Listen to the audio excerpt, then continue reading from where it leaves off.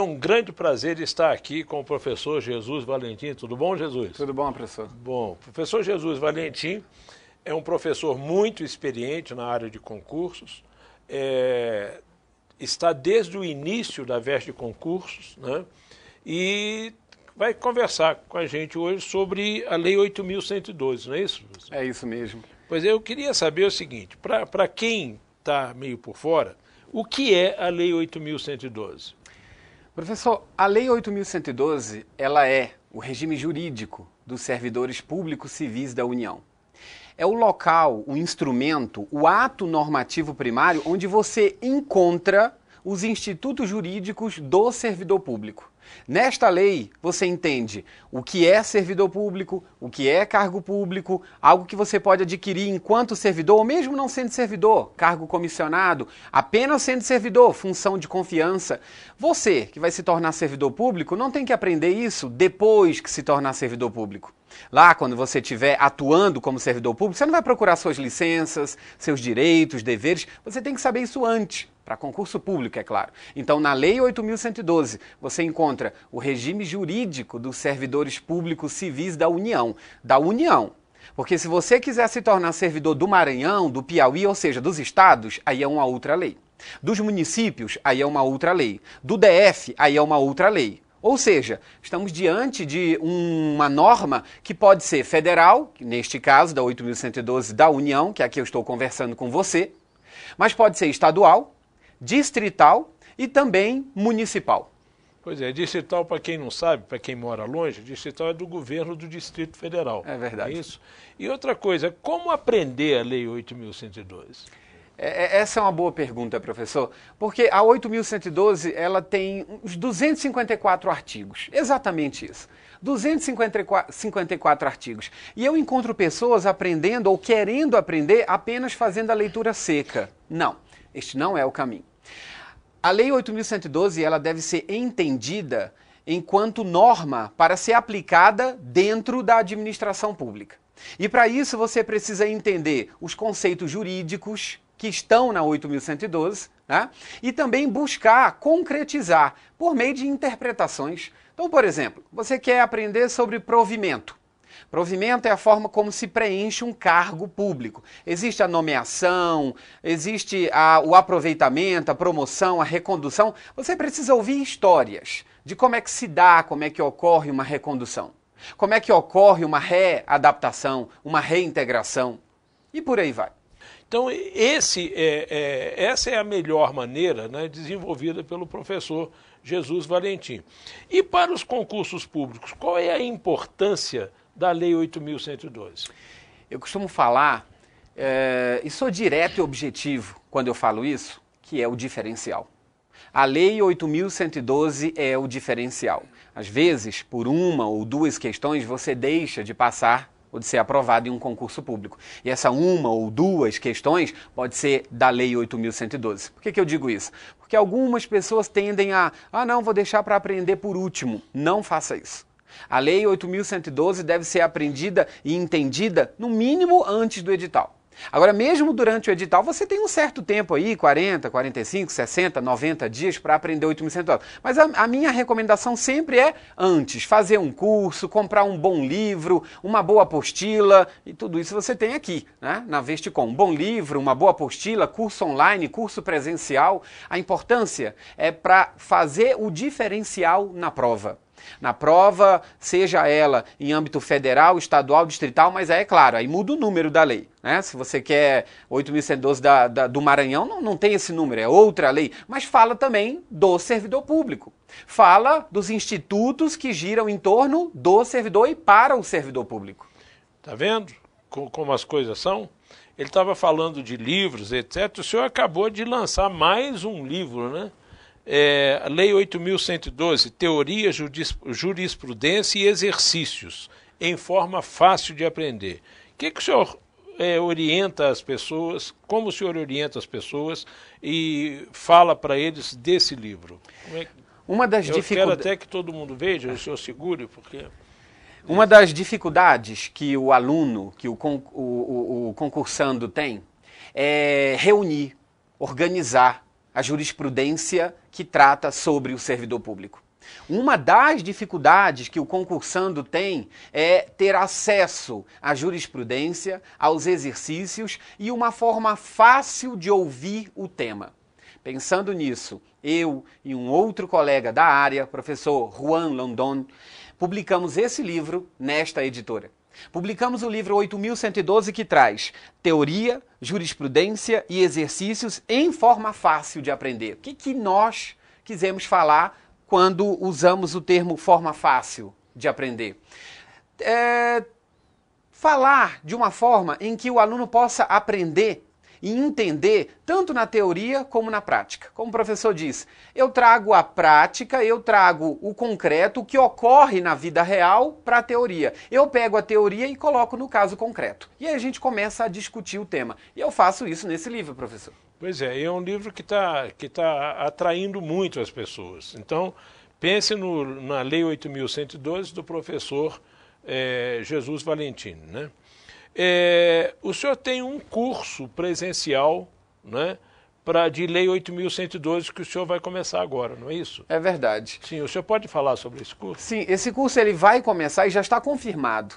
Eu fiquei muito feliz, inclusive, a instituição já me avisou que já tem, né, um número mínimo para abrir a turma. Fiquei feliz e vai ter mais matrícula, com certeza. Vai ser na Asa Norte ou em Taguatinga? Na Asa Norte. Na Veste Concurso da Asa Norte. Na Veste Concurso da Asa Norte, nós temos um curso toda terça-feira. Serão 6 encontros. E em 6 encontros, toda terça-feira às 19 horas, toda terça-feira no noturno, você vai aprender de forma definitiva e o curso está incluso o livro. Tá? A Lei 8.112, como eu já disse, que é o regime jurídico daqueles que vão se tornar e daqueles que são servidores públicos civis da União.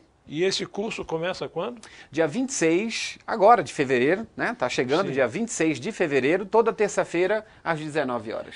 Como o senhor está falando, já existe muita gente matriculada. Então, quem quiser fazer esse curso com o professor Jesus Valentini, tem que se matricular logo, porque com certeza essa turma vai estourar.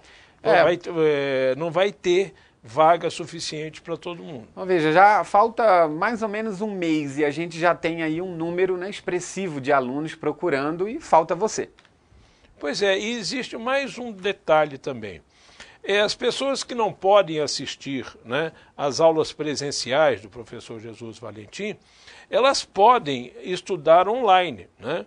Se você mora em qualquer outro lugar do país que não seja aqui, perto do Distrito Federal, aqui no Distrito Federal, você pode assistir às aulas dele no seu computador na hora que você quiser. O senhor pode falar desse curso online seu, de Lei 8.112? Posso sim, professor. Eu fico muito feliz porque eu ouvia isso antes e pensava, meu Deus, vai ser o futuro. Não, o futuro é hoje, é agora. Você que está me assistindo em Rondônia, em Roraima, no Amapá, e eu digo isso porque eu tenho alunos aqui pela Vestcom, né, online, alunos de Rondônia, Roraima, Amapá, Rio Grande do Sul. Você que está me assistindo, você tem a oportunidade também de fazer um curso comigo. Muita gente de Minas Gerais, São Paulo, Rio de Janeiro, Bahia, né? É verdade, professor. E até gente do exterior, gente que está em Portugal, consegue, é online, é pela internet. Então você tem acesso aos meus cursos. Atualmente, inclusive, além da 8.112, eu tenho um curso de um concurso que vai ocorrer agora, dia 17 de fevereiro. É o concurso do CNJ, Conselho Nacional de Justiça. O curso já está em andamento, mas ainda dá tempo de você matricular, fazer o curso e fazer uma excelente prova sobre o tema regimento interno do CNJ e todas as matérias que a Vestcom oferece. Então, para o CNJ, o curso dele, que ele está falando, é o regimento interno do CNJ. É esse o nome do curso? Esse é o nome do curso, regimento interno do CNJ. Tá. Então, vocês que estão nos assistindo, para cursos presenciais do professor Valentim, para ele lá na sala de aula com ele lá, o site é www.vestconcursos.com.br. E para você que quer adquirir livro ou curso online, o site é vestcom.com.br, né? E queria agradecer mais uma vez a sua vinda aqui, né? E dizer a vocês que tem que aproveitar essa oportunidade. Também agradeço ao senhor e a todos. Isso.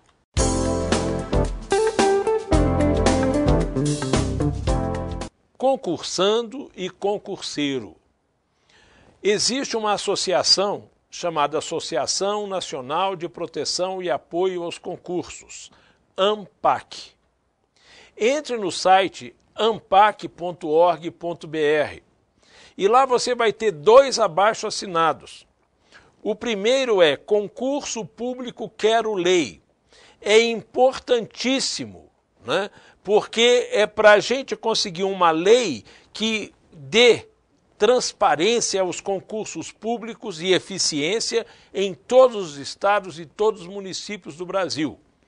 E existe um outro abaixo-assinado lá, que é o Acordar Melhor, né? Entre lá no site da ANPAC e assine 2 abaixo-assinados. Um do Concurso Público Quero Lei e o outro Acordar Melhor.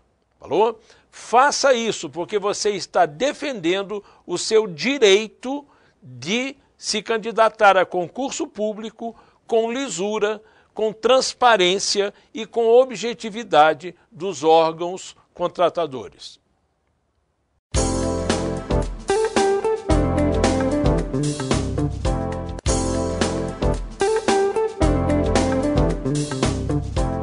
Estamos aqui com o professor Diávolo, que há algum tempo tem se destacado como professor da área de concursos, né? O senhor, então, é um concurseiro? Sou um concurseiro. Sim, pois é, concurseiro porque é um profissional da área de concursos, né? Concursando é quem está estudando, né, para concurso. Então, o senhor, como concurseiro, o senhor é especializado na área de Direito, parece que tem 2 pós-graduações, não é isso? Sim, tenho pós-graduação em Direito Constitucional e Direito Administrativo. Pois é, e o senhor trabalha, o senhor já teve um curso com a Veste Concursos que era sobre regimento interno, alguma coisa assim? Regimento interno do DENIT. Do DENIT, isso. E agora o senhor vai lançar um curso online, está acabando de lançar um curso online para o Brasil inteiro, não é? Sim, de o Estatuto da ECT, Empresa Brasileira de Correios e Telégrafos.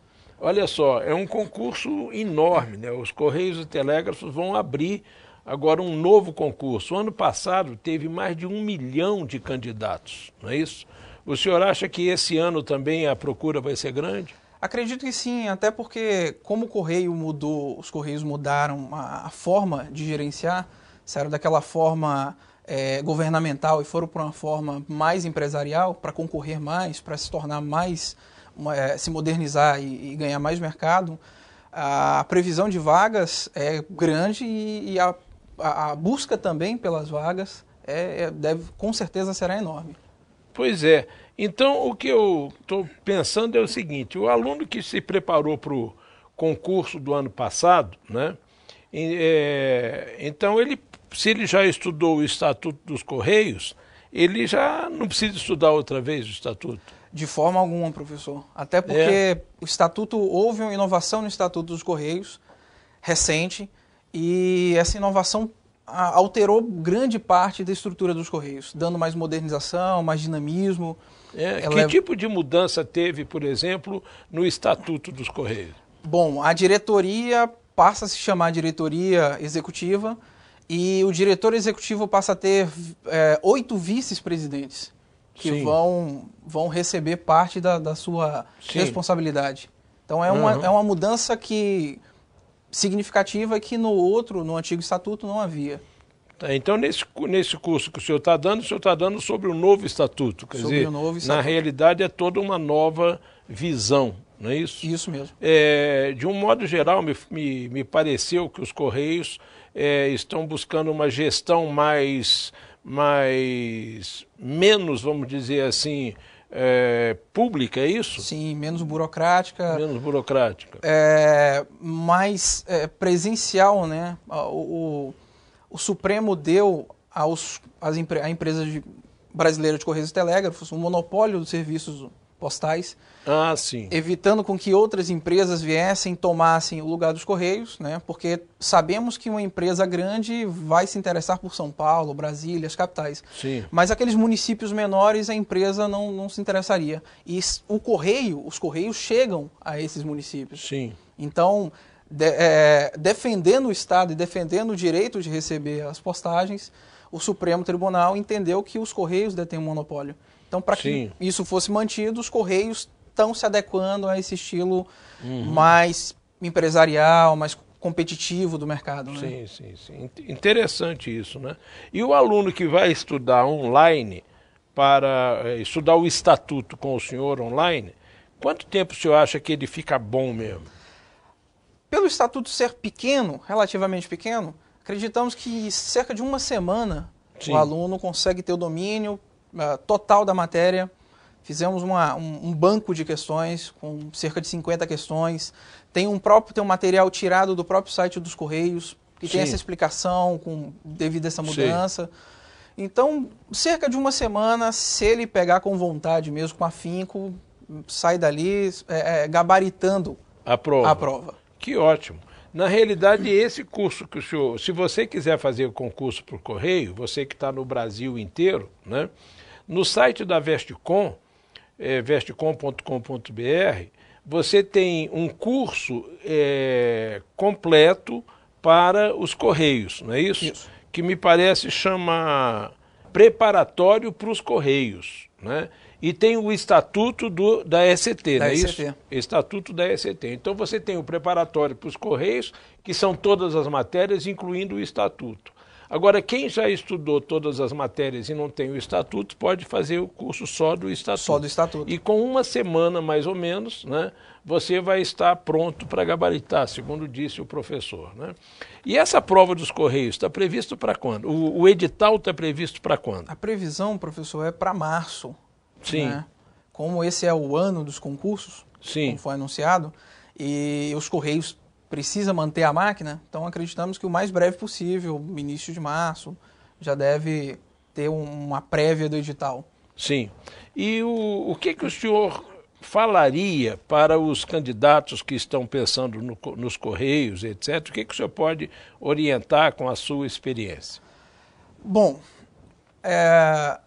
a pessoa que realmente tem vontade de passar, tomar posse em um cargo público, um emprego público, deve se preparar com antecedência. A maioria dos concursandos hoje se preparam em cima da prova, após o edital. Sim. A gente sabe que isso, via de regra, não faz muito bem. Não funciona, né? Sim, o importante é se preparar antecipadamente, acessar o nosso curso, né, fazer todos os exercícios, tirar dúvida, enviar e-mail, pode enviar a quantidade de perguntas necessárias. A gente está aqui justamente para isso. Se preparar com bastante antecedência. Sim. Porque é um cargo que vale a pena. Quem tiver matriculado no curso vai ter acesso direto ao professor, né, via tutoria, etc., vai poder esclarecer as dúvidas. E o que ele falou é muito importante, não deixa para depois, você tem que começar na frente, né?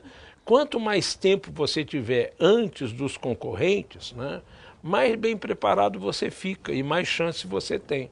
Por isso que é importante você se antecipar. Agora, o senhor parece que está preparando um outro curso online que vai lançar em breve também, não é isso? Sim, estamos preparando agora o Regimento Interno do TJDF-T. Sim, né?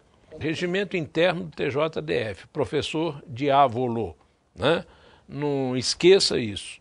Professor, o senhor tem mais alguma coisa para falar para os alunos antes da gente se despedir? Bom, a minha dica é que aqueles que, em regra, se dão bem na vida são apaixonados pelo que faz, né? Eu sou apaixonado pelo que eu faço, sou apaixonado por ministrar aula, sou apaixonado por educar. Sim. E a gente vê as pessoas de sucesso que, em regra, também são apaixonados pelo que fazem.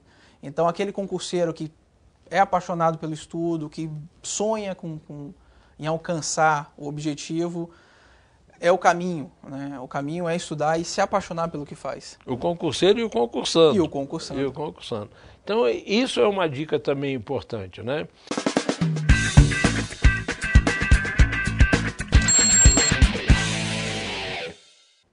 Veja lá, genipapo, você escreve com G ou com J? É com J. Genital, é com G. O mesmo som, genipapo, genital. Um é com J, outro é com G. Jeitoso, é com G ou com J? É com J. Mas está percebendo que você tem dúvida? Genciana é um vegetal, aquela violeta de genciana. Genciana, você escreve com G ou com J. Pega a palavra giral e pega a palavra girou. Giral se escreve com J, girou se escreve com G. Genciana é com G, né? Não sei se eu falei. Mas o que você percebe? Você tem dúvida entre o G e o J. Nós conseguimos adiar o prazo do acordo ortográfico para até janeiro de 2016. Então, o que nós queremos com isso? Nós queremos, nesses 3 anos, simplificar essas regras, discutir a simplificação delas. Todo som J deveria ser escrito só com a letra J. A letra G teria outro som, G. Então, se eu falar genipapo, genital, jeitoso, genciana, giral, girou, ninguém vai ter dúvida que é com J, porque a letra G vai ser G, para guerra, guitarra, né? G, qualquer G da vida, qualquer Gui da vida, não G ou G, percebeu? Então, o que você pode fazer para nos ajudar a simplificar essa ortografia? Para a gente não ficar mais na dúvida na hora de escrever, gente, é com G ou com J, né? Você acha que a gente deve simplificar? Então entra em contato com um site que é acordarmelhor.com.br, acordar melhor junto, acordarmelhor.com.br. Coloque lá a sua assinatura lá dentro. Tá? E divulgue para todo mundo, porque nós vamos conseguir simplificar essas regras ortográficas, né? E todo mundo vai aprender a escrever com muito mais facilidade, né? Ajude a gente, porque nós precisamos simplificar o ensino da grafia do português. E você pode fazer isso. Aliás, só você pode fazer isso, né? Porque, como cidadão, a força da luta está com você. Divulgue bastante o acordarmelhor.com.br.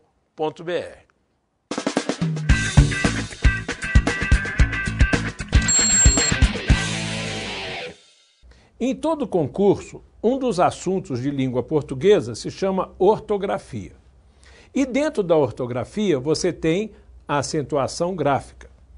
Para você aprender acentuação gráfica, você tem que saber fonologia. Você tem que saber o que é vogal, semivogal, ditongo, tritongo e hiato. Então, para isso, nós vamos começar com algumas aulinhas. É a hora de você entender sujeito indeterminado.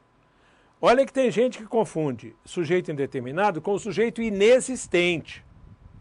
O sujeito inexistente são as orações sem sujeito. Ser, estar, fazer, haver e ir com a ideia de tempo. Fenômenos naturais. Haver com a ideia de existir. Chega de, basta de. Ser, estar, fazer, haver e ir com a ideia de tempo. Fenômenos naturais. Haver com a ideia de existir. Chega de, basta de. Agora vamos ver o sujeito indeterminado. Sujeito indeterminado. Levaram minha caneta. O sujeito primeiro que não está escrito, não está expresso. Não é verdade? O minha caneta não pode ser sujeito aí não. Levaram está na terceira pessoa do plural. E sem palavra que pode ser sujeito. Você sabe que quem levou não foi a caneta, foi alguém. Tá certo? Então o sujeito aqui está na terceira, o verbo está na terceira do plural, mas não tem nenhuma palavra aqui na frase que possa ser sujeito. Então não está expresso, tá? Isso é uma maneira de você encontrar o sujeito indeterminado. Outra é você pensar que o sujeito indeterminado você não sabe quem é nem quantos são. Ah, mas levaram está no plural, e daí? Eu não sei se foi uma ou mais pessoas e digo, levaram minha caneta, roubaram meu lápis, eu não sei quem roubou. Tá? Eu boto no plural, mas eu não sei se é um ou mais de um. Muito bem. Então, o sujeito é indeterminado nesse caso. Terceira do plural, sem palavra que possa ser sujeito na frase. Vive-se bem naquela cidade. Terceira do singular, mais ser.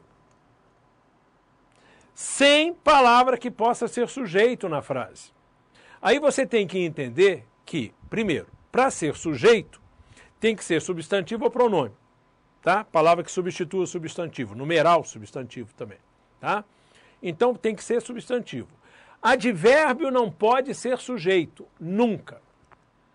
E sujeito não começa com preposição. Então você vai falar comigo isso agora. Ó. No mesmo ritmo. Sujeito não começa com preposição. Advérbio não pode ser sujeito. Sujeito não começa com preposição. Advérbio não pode ser sujeito. Sujeito não começa com preposição. Advérbio não pode ser sujeito. Última vez. Sujeito não começa com preposição. Advérbio não pode ser sujeito. Então, agora sim, nós vamos poder saber se é sujeito indeterminado ou não. Vive-se bem naquela cidade. Terceira pessoa do singular. Agora eu quero saber se tem sujeito. Bem pode ser sujeito? Eu tenho bem, que é um termo, naquela cidade, outro termo. Bem pode ser sujeito? Não, porque esse bem é um advérbio. Se é um advérbio, já não pode ser sujeito, fica fora. Naquela cidade pode ser sujeito? Tem um substantivo, né? Mas ele começa com preposição. Naquela cidade, começa com preposição. Se começa com preposição, não pode ser sujeito. Por isso você tem terceira do singular, sem palavra sujeito. Isso é sujeito o quê? Indeterminado. Sujeito indeterminado. Não escrito, nem se sabe quem ou quantos. Então o sujeito indeterminado, ele não é expresso, ele não está escrito na frase, e eu não sei quem é nem quantos são. Entendido ou não? Isso é o sujeito indeterminado. Agora, vamos ver aqui. Classifique como sujeito indeterminado uma interrogação. Ou expresso simples. Tá?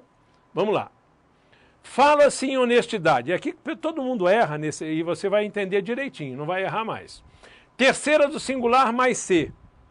Será que eu vou conseguir dizer que ele tem sujeito, que é expresso simples, ou eu vou dizer que ele tem sujeito indeterminado? Vamos lá.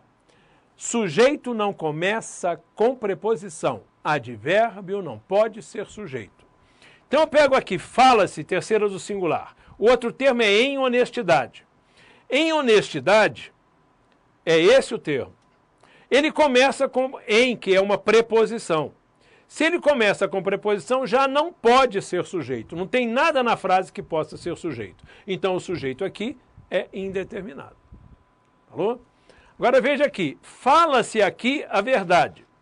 O aqui é um termo, a verdade é outra. Terceira do singular mais C. Aqui pode ser verdade, pode ser sujeito? Não. Aqui, terceiro do singular mais C. Aqui pode ser sujeito? Não. Por quê? Porque ele é um advérbio. Se ele não pode ser sujeito, já está eliminado de sujeito. A verdade pode ser sujeito? É substantivo. Tem artigo. Pode ser sujeito? Pode. Se pode, já é sujeito. Expresso simples. Né? Expresso simples. Prova disso? A verdade é falada. Ela está recebendo a ação do fala-se. Não é ela que pratica a ação. Você tem aqui uma voz passiva, sintética ou pronominal. Falou? Então, sujeito expresso simples. Aqui, procura-se por pessoas honestas. Procura-se, terceira pessoa do singular mais C. Por pessoas honestas é o outro termo. Ele pode ser sujeito? Começa com preposição. Então, não pode ser sujeito. Se não está escrito sujeito na frase, cadê o sujeito? Indeterminado. Entendido? Procura-se no mundo pessoas honestas. Terceira pessoa do singular mais C. No mundo, pode ser sujeito? Olha, o no começa com preposição. Então, isso aqui não pode ser sujeito. Está eliminado. Pessoas honestas, pode ser sujeito? Olha, núcleo substantivo. Tem preposição antes? Não. Então, se pode ser sujeito, já é o sujeito. Prova disso? Pessoas honestas são procuradas. Então, se isso aqui é um sujeito expresso simples, o que você vai ter que fazer? Pessoas honestas são procuradas. Você tem que fazer o verbo concordar com ele. Vamos botar aqui no plural. Procuram-se pessoas honestas. Sujeito expresso simples. Tá certo? Mais uma. Ama-se normalmente aos amigos sinceros. Ama-se, terceira pessoa do singular mais se. Normalmente pode ser sujeito? Não, porque é um advérbio. Aos amigos sinceros pode ser sujeito? Não, porque começa com preposição. Então não pode ser sujeito. Se não tem sujeito na frase, terceira do singular é sujeito indeterminado. Ama-se sempre os amigos sinceros. Então eu tenho terceira do singular mais se. O sempre é um termo, ele pode ser sujeito? Não pode, porque ele é um advérbio. Então advérbio não pode ser sujeito. Os amigos sinceros pode ser sujeito? Substantivo, não começa com preposição. Pode. Se pode, já é. Então é um sujeito expresso simples. Então eu tenho que fazer o verbo concordar com ele. Os amigos sinceros são amados. Então se o sujeito está no plural, você tem que botar o plural aqui no verbo. Amam-se os amigos sinceros. Né? Precisa-se, nos dias de hoje, de cidadãos íntegros. Veja só. Precisa-se, terceira do singular, mais se. Nos dias de hoje, pode ser sujeito? Não, porque começa com preposição. Então já não pode ser sujeito. De cidadãos íntegros, pode ser sujeito? Não, não pode, porque começa com preposição. Não pode. Então, se não tem nada escrito na frase que pode ser sujeito, terceira do singular, mas se o sujeito é indeterminado. Entendido?